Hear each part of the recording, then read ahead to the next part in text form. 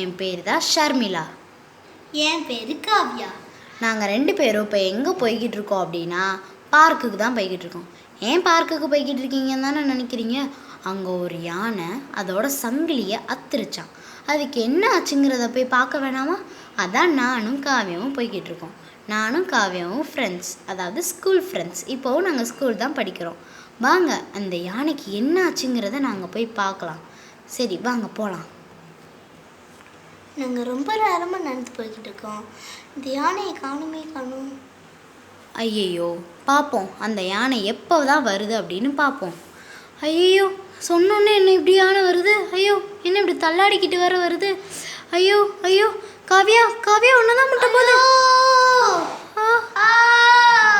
ஐயோ காவியா பார்த்து. ஐயோ ஷர்மிளா, ஒன்று தான் முட்டை வருது. ஐயோ பார்த்து. ஐயோ என்னை முட்டை வருது. என்ன யானை கீழே வந்துருச்சு. ஐயோ, இந்த யானைக்கு என்னாச்சு போச்சு? எனக்கும் யானைக்குட்டிக்கும் என்ன ஆச்சுங்கிறத பார்ட் 2 வீடியோவில் பார்க்கலாம்.